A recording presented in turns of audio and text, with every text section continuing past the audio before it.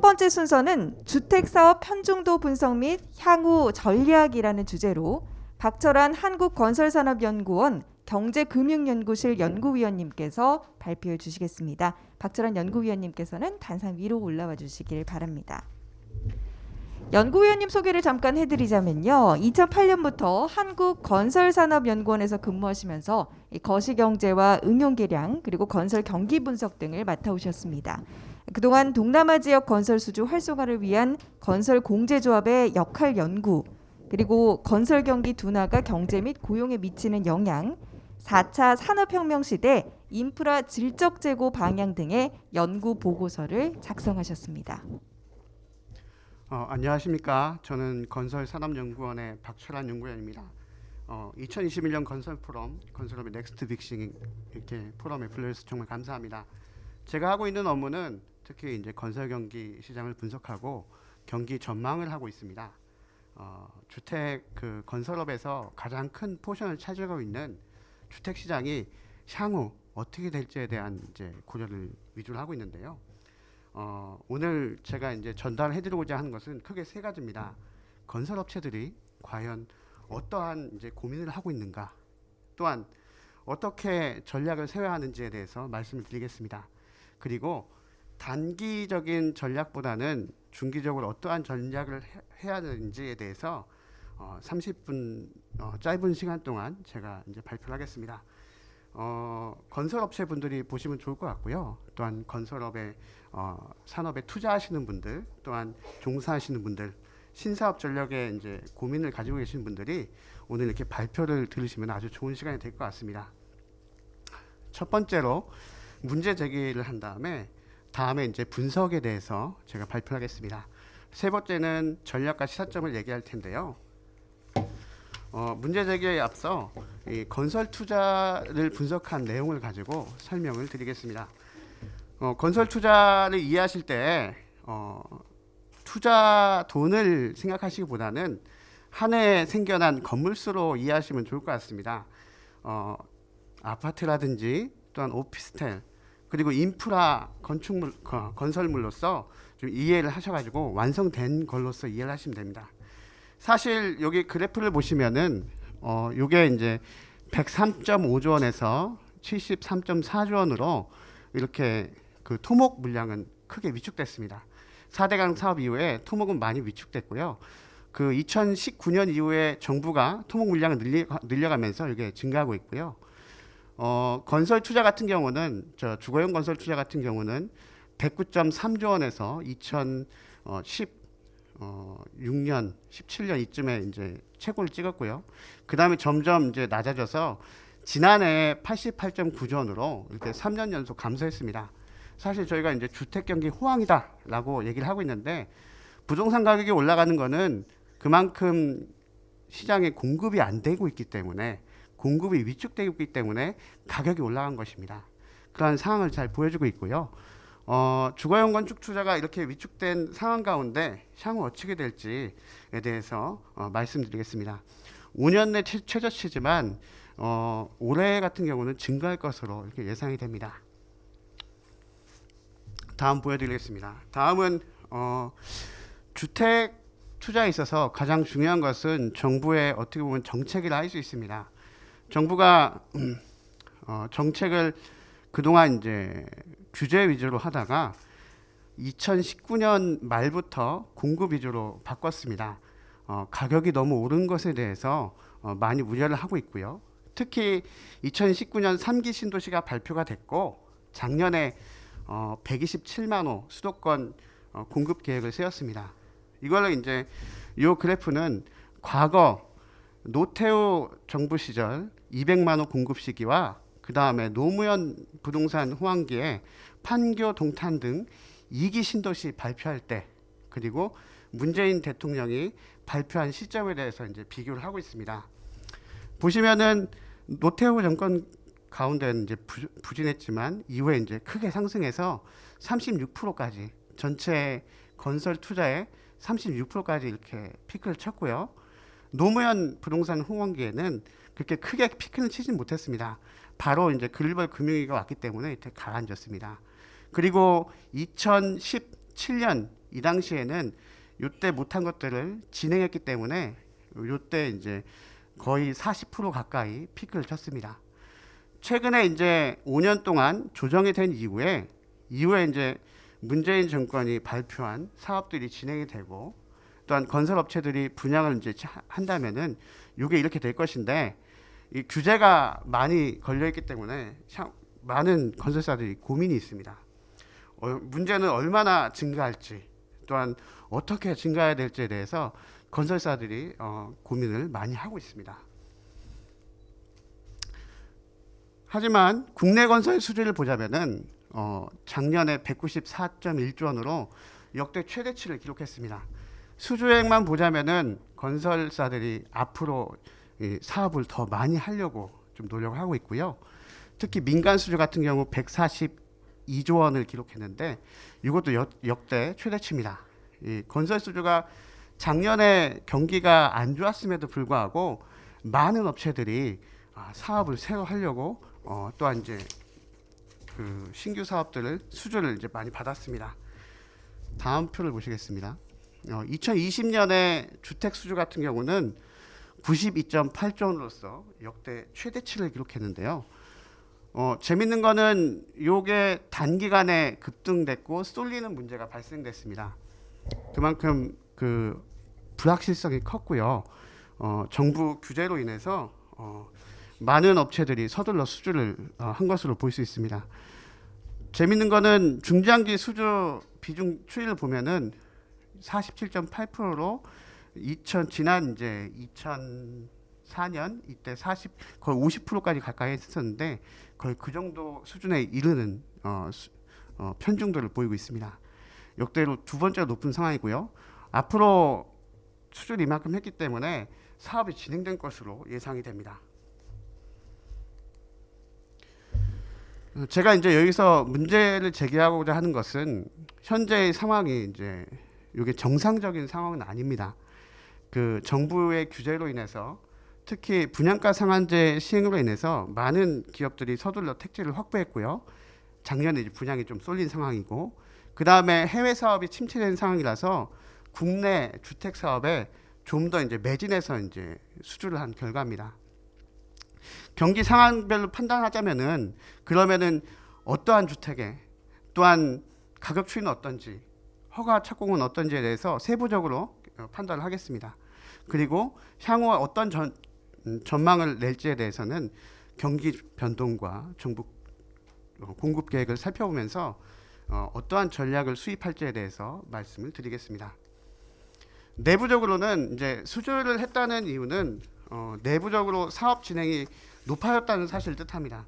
건설 업체들 같은 경우는 자기가 스스로 사업을 시행하는 것이 아닙니다. 오퍼를 받아서 우리는 건설 행위를 해서 이득을 내겠다라는 것이기 때문에 수주가 늘어났다는 것은 일단 선택권이 많아진 상황이라고 볼 수 있고요. 이것이 향후 진행될지 안 될지는 수익이 날지 안 날지에 대한 이제 문제점이 있습니다. 이것은 주택 가격 전망이 필요하고 현재 시장이 어떤지에 대한 판별이 필요합니다. 그리고 이런 호황기 그러니까 얼마나 유지될지에 대한 고민이 있은 후에 분양을 이제 진행하죠. 왜냐하면은 이 건설 산업에서 그 분양을 진행한다는 것은 실질적으로 사업을 시작하는 건데 화살을 쏘는 것과 같습니다. 일단 활시를 당긴 다음에 화살을 쏘면은 그걸 다시 물릴 수가 없어요. 제조업 같은 경우는 그 생산량이라든지 이런 것들을 전략적으로 판별해서 줄일 수는 있지만 건설 산업은 그럴 수 없습니다. 일종의 이제 브레이크가 없다고 보시면 됩니다.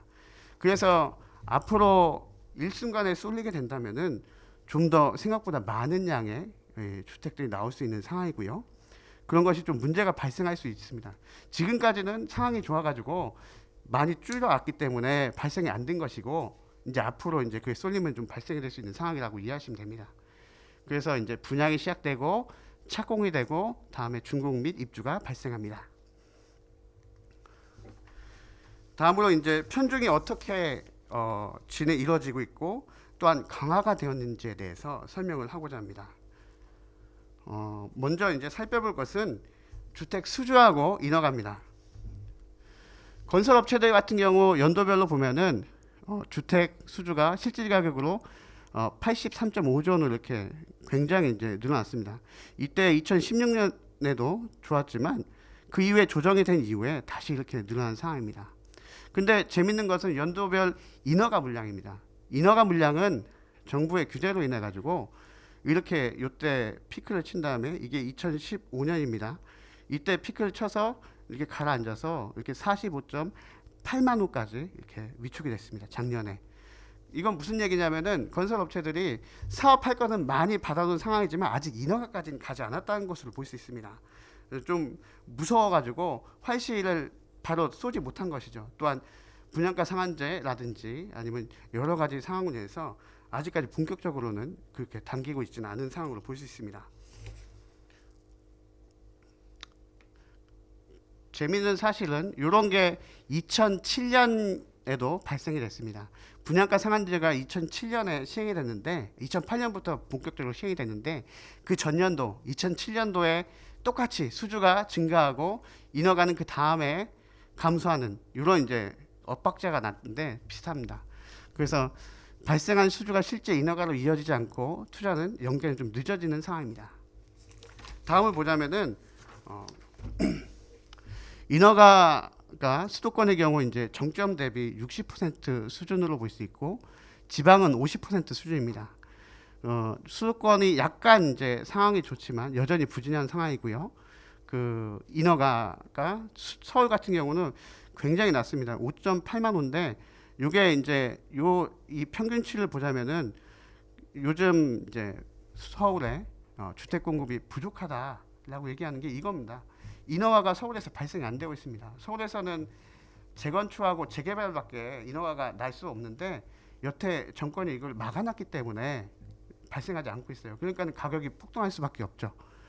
다만 이제 지방 같은 경우로 많이 이제 했지만 지방도 이제 많이 소화가 많이 된 상황입니다. 지방의 인허가 물량 이렇게 소화가 많이 됐고요. 그래서 10년 내 최저치를 쳤기 때문에 지방도 어느 정도 새로운 사업을 시작할 여력은 있다라고 이렇게 보시면 됩니다. 다음으로 이제 강화된 이제 부동산 규제에 대해서 말씀을 드리겠습니다. 규제와 이제 가격인데 이쪽에 보시면은 요게 이제 민간 주택 그 수주량입니다. 분양가 상한제가 전면 시행된 시점이 2008년인데 피크치고 떨어져서 글로벌 금융이 맞고 어영부영하다가 이때 폐지를 했습니다. 그래서 다시 이제 증가했지만 또 이제 분양가 상한제가 시행되는 시점이 이렇게 20년에서 7년으로 이렇게 늘어나면서 요때 이제 피크를 치게 됩니다. 그러니까 이명박 정부 때는 완화시켰던 것을 박근혜가 이어서 완화했지만 문재인 정권에서 많이 강화를 했기 때문에 이만큼 또 이제 늘어난 거라고 보시면 됩니다.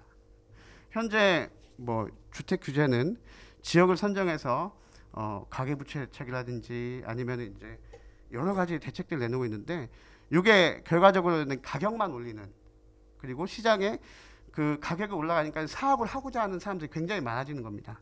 그래서 수주만 올리는 이런 상황을 만들었고요. 그 다음에 문제가 된 거는 이것으로 이제 설명을 드리고자 하는데 정비규 사업 규제라든지 분양가 상한제로서 민간 건설의 공급량을 많이 이제 실제 민간 공급량의 인허가 받고 분양 사업 진행된 것을 말합니다. 그런 것들은 굉장히 줄어들었고요. 규제로 인해서 취득세라든지 양도세를 강화했기 때문에 사람들이 주택을 팔려고 하지 않습니다. 자주택자들이 정부에서는 이게 어느 정도 내놓을 것이라고 했지만 내놓지 않은 상황이고 6월부터 더 강화되지만 그렇기 때문에 물량 자체가 이렇게 떨어지는 공급되는 물량이 떨어지고 시장 유동성이 많아지기 때문에 가격이 이제 폭등한 것입니다.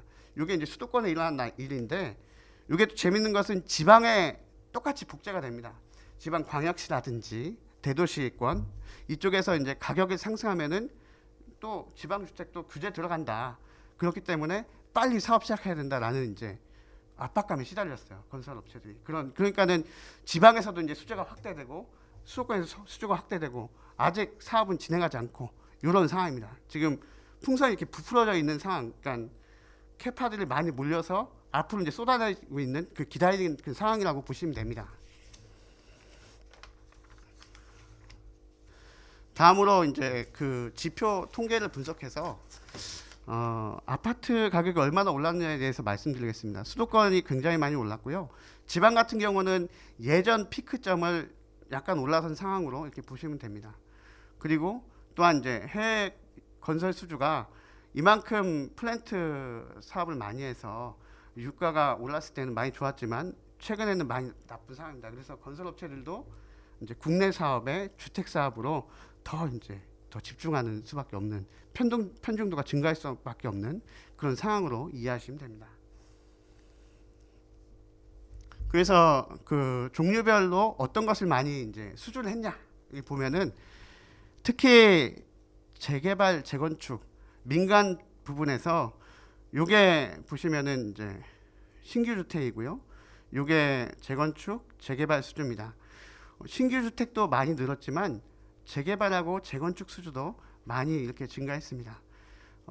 재개발하고 재건축 수주 같은 경우는 사업 같은 경우는 진행을 하려면은 한 5년 정도의 텀을 더 둬야 됩니다. 그래서 여기 이 증가한 것들은 사실은 건설사들이 택지를 확보했다는 것으로 볼 수 있고요. 요거는 이제 언제든지 이제 하면은 인허가로 바로 진행이 돼서 쏠 수 있는 물량으로 보시면 됩니다.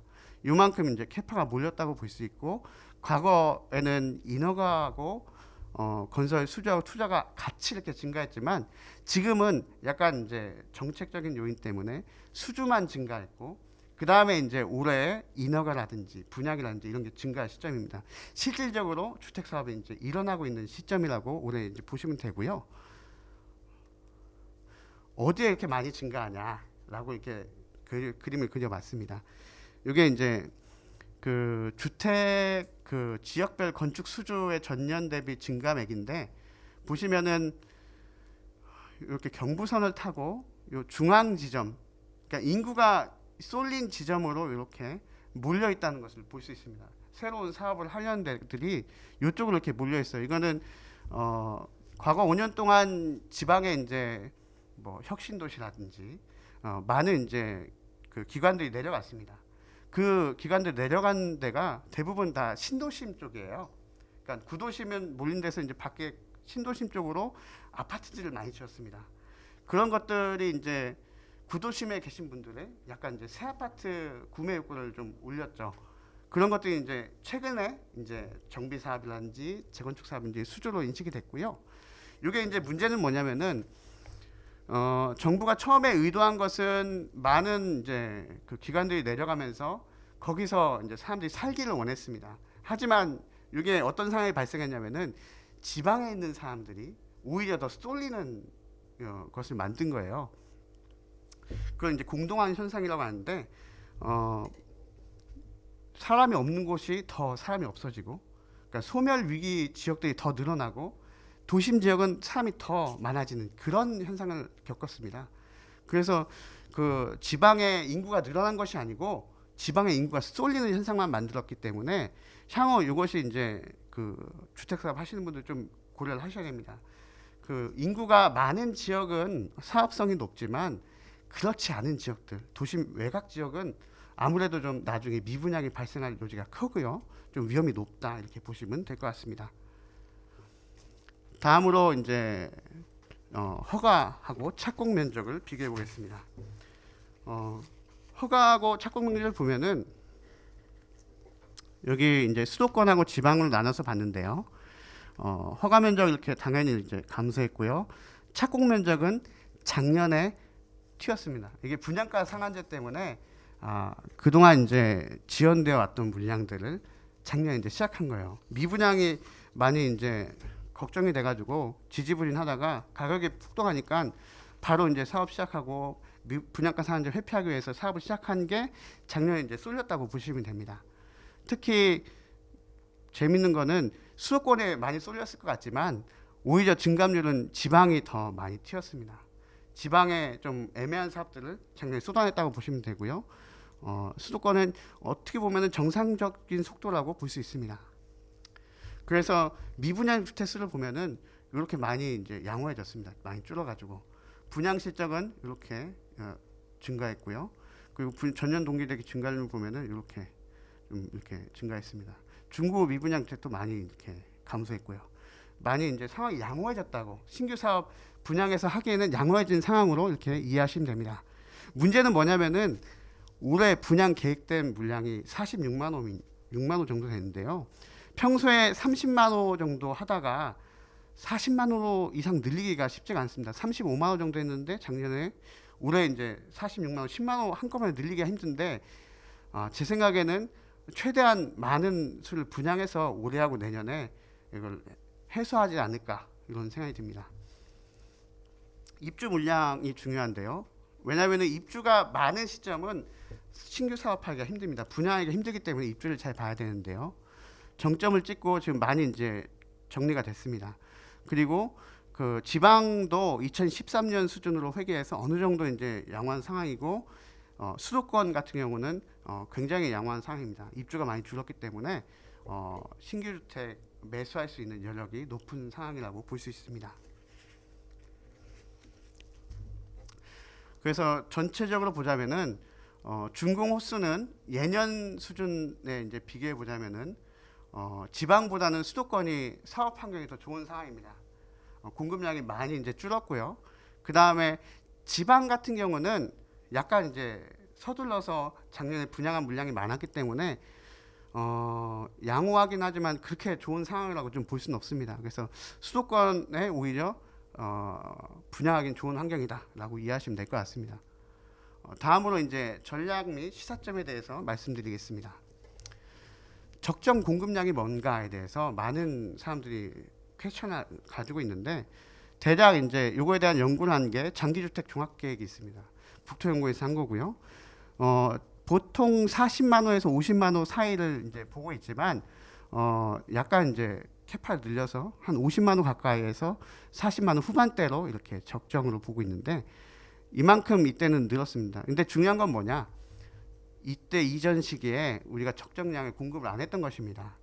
그렇기 때문에 2005년에서 2020년 연평균 1.5만 호 이렇게 좀 적정 수도 많이 했지만, 그전 부족된 걸 생각하면은 약간 5% 정도 오버해도 괜찮다라는 이제 좀 생각이 듭니다.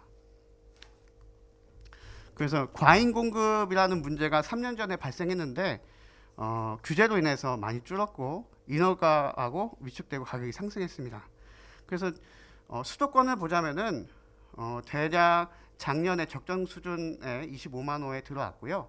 정책 위반자들이 생각하기에 25만 호 정도가 매년 25만 호 정도가 추가 가능하다. 이게 한 적정 수준이 아닐까, 이런 생각을 합니다. 그래서 정부가 127만 호 계획을 세운 게 5년 동안 127만 호 정도 하면은 적정하다라고 이렇게 봤을 수 있고요. 그래서 이제 정책을 처음에는 100만 호 냈다가 지을 수 있는 거 더 짓자 해서 25만 호 플러스 시킨 것입니다.